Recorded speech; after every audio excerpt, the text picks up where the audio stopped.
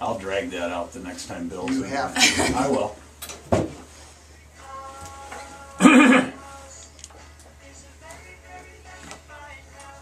Time for thinkingrealestate.com. And Laura's on assignment, Jackie Austin taking over, I am. taking the lead to this program today. We'll see how that works out. Good morning, Jackie. Hi. I have a guest with me. I brought in Ron Ellison. Good from guest. American Title. I know, he is. He's a good listener, so we like to bring him on. So No, Ron's not a good listener. He's a good talker. Tell my employees that I'm a good listener. They would disagree. I know he listens to the show all the time. That's true. Well, that's good. So, well, I don't really know. We're just kind of talking about real estate today, so how things are going. Well, first thing, I got after Jackie because normally a day or so before her show or before Laura's show, I get the newsletter and I get the statistics on what's going on in the Yeah. market. And I guess I always look at, Jackie, tell me what's going on with foreclosures as far as percentage of the market right now. They're actually about 50% of the market right Still. now. So yeah, so they've been going down slowly this year, which is good. It was, I think, at the beginning of the year we started out at about 56%, and now we're down to about 50%, even a little bit closer to maybe 48 or 49. That's so. still pretty tall. Isn't Well, it? it's tall, but, It's tall, but- when I look at the legal news and I see the foreclosures that are starting up, that seems to be decreasing, which Mm-hmm. tells me if that number's still up, that means we're eating up some of the inventory, which Yeah, I think is a which good is thing. Yeah, And one of these days maybe we're going to get a little back to normal, but that'd be great. there's still, when you look at the listings, what's the percentage of foreclosures in the board right now? Actually, I haven't looked at the listing statistics. I usually just deal with solds. But that's a good question. I'll have to look that one up. So I'll have it for next week. How about that? Good question. So, And we can't talk about city council business because Laura's not here. Well, so. maybe we can. we'll just make it up as we go along. Now that she's not here. One of the things, and Jackie and I talked about this before we went on the air, when you look at the foreclosure market, there's a new twist in the foreclosure market, and it deals with property taxes and a state tax lien, in that when a bank forecloses on a property and the owner moves out, the property taxes should go from homestead 100% to non-homestead 0. And a lot of the assessing agencies around the state have not been catching this in a timely fashion, so that the bank takes over, let's say the end of December here, so next January it should go from 100% to 0. It doesn't at the assessing office. The bank has it for a while. The summer tax or the next tax bill comes out at the homestead rate. They sell it to a new buyer, and the assessor goes, whoops, we should have caught this. And technically, the bank should have paid a higher rate. Well, the statute here in Michigan allows the state to go after, quote, the seller. So state tax liens are now popping up against Wells Fargo, Freddie Mac, Fannie Mae, and it's a big issue to where closings are being stopped now because there are huge tax liens recorded against these lenders that attach to all the real estate they own. And technically, personal property, and if they've taken back cars or things, I called it mini MERS when I was talking to the Michigan Association of Realtors, that numerous real estate closings on foreclosures have been stopped, and the Department of Treasury is working with the Land Title Association, the Michigan Association of Realtors, trying to resolve this. Again, there's another hiccup. Yeah. Who's not catching that, Ron? I'm going to get in trouble for saying this. Well, the assessing offices, because, Well, that should be a no-brainer, shouldn't it? well, they're understaffed. And Okay. I'm going to premise this, Greg, and I was at a fundraiser last night in Ann Arbor where the Attorney General, Bill Schuette, was there, and we talked about this issue. But I said, if every assessing office were as proactive as the city on this issue, because they do a great job of catching this, we wouldn't have this problem. So you get into some of these smaller townships where you have part-time assessors, they don't get paid to look for this stuff. So there's a problem, and it's not just with foreclosures. When someone passes away, this could happen for 2 or 3 years. They don't catch the fact that it should be 0 versus 100%. So it's a manpower issue. And if you talk to the assessors, they're gonna say, Ron, you know, we're underfunded, we don't get paid to do that. And so it's a vicious circle. But you won't go as far as saying it's incompetent. No, it's not incompetent, no. Okay, all right. Because they know the rules. You're trying to get me in trouble, aren't you? No, I'm not. It's a matter of having the time, and again, having access to the public records. You know, so I think a good thing's going to come out of this issue with the lenders in the state tax liens is I think the state is going to look at the whole system and try to figure out how to stop this. And you know, it's costing money to the taxing authority, the school tax fund, and things like that. So something good's going to come out of this, and probably within the next week to 10 days it will get resolved, allegedly. The Michigan Association of Realtors is telling me that. But again, I referred to it as the mini MERS things because it stopped many closings. So Yeah, we haven't come across that on any of our buyers, but I don't really have any buyers that are buying foreclosures right now. that's a good thing. Which is a good thing. I mean, I think Yeah. for our buyers, that we've always told them that, you know, don't just focus on foreclosures. We get calls all the time that say, oh, I want a list of foreclosures. Right. And, you know, my line is, you know, there are houses that are not foreclosures that might be a better deal. Well, and Jackie, tell me about short sales. You know, again, Short sales are crazy. have they gotten any better as far as negotiating? You know, I think it's actually gotten a little worse. We've had more deals fall apart in the last couple of months, and I don't know if it's because the banks see the markets improving or what's going on, but we've had quite a few where the banks have not come down to the price that the purchase agreement is, and they refuse to come down, which is bizarre to me. So they will hold the property? They won't allow the sale, which, you know, we've got one in particular where they're telling me that they're not going to take anything less than $93,000, but, you know, we have had that house on the market it's been on the market for almost 2 years with no activity, and, you know, we finally got an offer at 85 and they will not come down to it. Is that a local bank or a big bank? It's a big bank, Okay. so. Yeah, because, you know, when you talk about local banks that have control of their foreclosures, banks or credit unions, they have much more control. Oh, yeah. And I think they have common sense. Yeah, they do, and they're Plus they local know the market. right, exactly. True. They're in the market, so I know we've got one right now that there's going to be we're not selling it as a short sale, but there's going to be a deficiency where the bank has agreed to do a short-term loan for the deficiency, low interest loan, so that seller can pay off that loan in the future. But you know, the house is selling for less than what he owes on it, so. You mentioned the deficiency, and that's a dynamic where, you know, you look at the seller, and the seller has got options. If they foreclose against me, I walk away and I owe nothing. Well, unless they do an underbid, which is Right. which is another topic. A whole other topic. But how do you tell a seller, we're going to do this, and you're going to sign a note, and you're going to repay money? Is it going to save their credit? I mean, it's really hard when you tell a seller this is going to save their credit, because they get this false sense of security. They walk away from the closing and owe somebody money, but you also got to look at them and say, now remember, your credit's going to be better, but you better pay your credit card bills on time.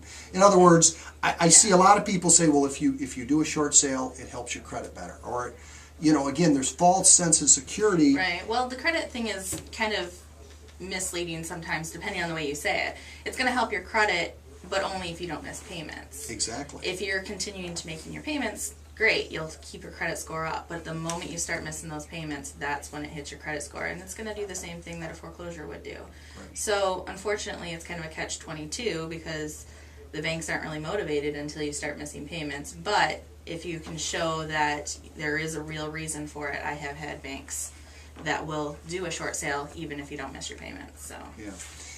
And again, the frustrating thing that we see on a short sale situation is lack of common sense, because again, whether it's a foreclosure today or a short sale, the time of year has a lot to do with it, because if that seller walks away from that house today in October, Yep. moves out, abandons the house, There's going to be issues. there's going to be issues with cold weather. And again, I guess that's what frustrates me is Yeah. there's no sense of urgency with these people Right. that you're dealing with, Right. whether it's an asset manager, and you know, they're going to get the property back after foreclosure in February, and the basement's going to be flooded and the pipes are going to be froze. Versus if they'd have taken a deed in lieu, or they would have done the short sale, but they still don't get it. Right. That's what's frustrating. It's hard, and I try to beat that into those banks when I talk to them about taking these short sales, and when they come back and they say, nope, we're just not gonna do anything, it's Well, they really don't feel frustrating. invested into that property, do And they? they should, because if they Well, they should, but if they don't do the short sale, they're gonna end up with that property and they'll be fully invested in it. Well, and I think the issue is, and when you're dealing, when Jackie's dealing with a short sale, that person she's dealing with gets a paycheck every week, probably has hundreds of files, and doesn't give a damn about Jackie's deal or your deal. And if you give them a hard time, they just put you at the bottom of the pile. Right. Because, Yep. you can't get to the hierarchy at the big box banks to say, do you guys realize what's going on? I still think these big box lenders are still burying their head in the sand and are still embarrassed and can't wait for this to get over.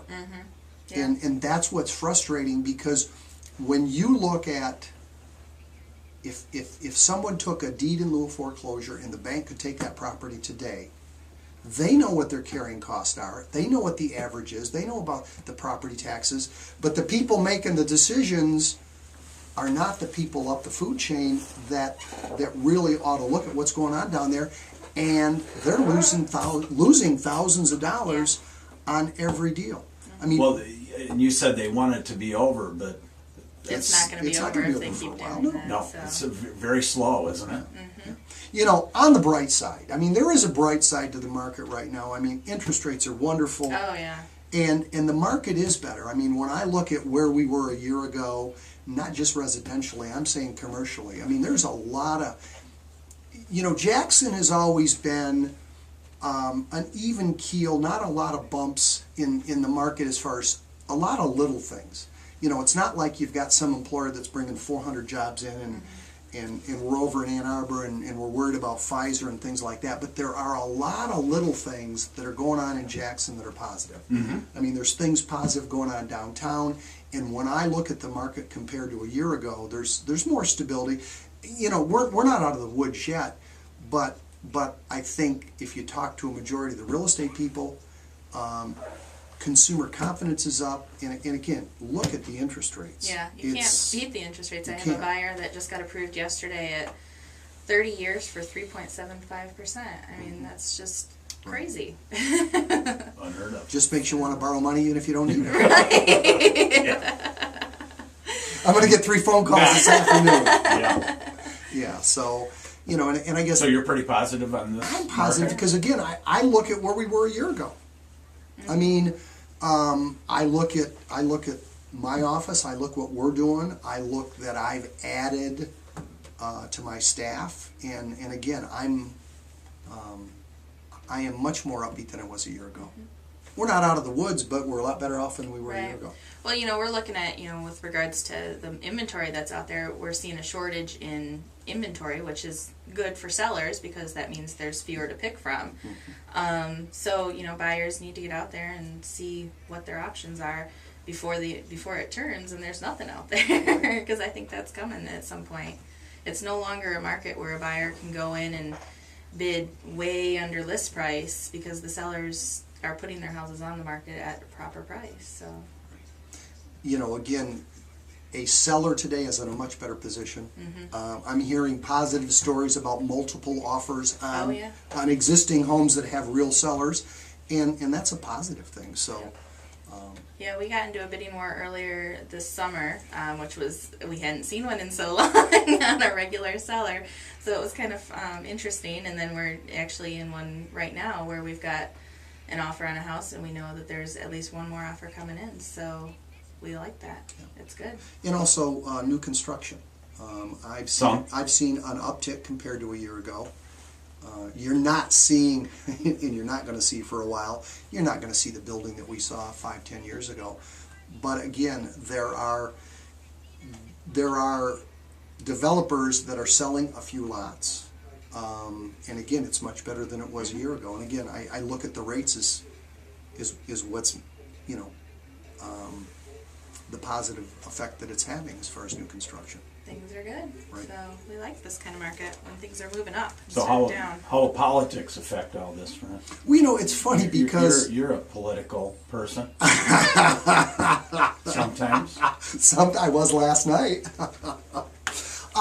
You know, it's always, you go back to 15, 20 years ago and everybody said, you know, rates will go down in an election year. Well, you know what, throw that out the window.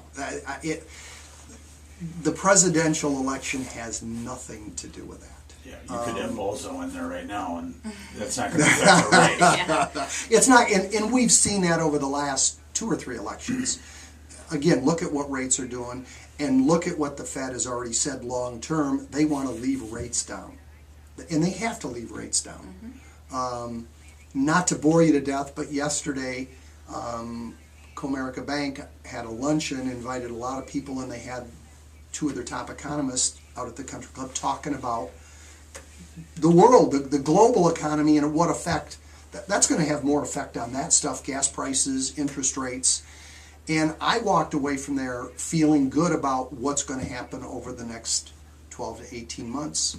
Yeah, you're going to have little peaks and valleys. You're going to have some spikes, but rates, I don't think the election's going to have anything to do with that. No, we usually tend to see a slowdown right before the election in the actual sales and the activity, which we are seeing a little bit of right now, but those people that are serious about buying, they don't care. They're going to get out there and buy a house. So. Now, you said you were with Bill Schuette last night. That's true. Was that an exploratory dinner?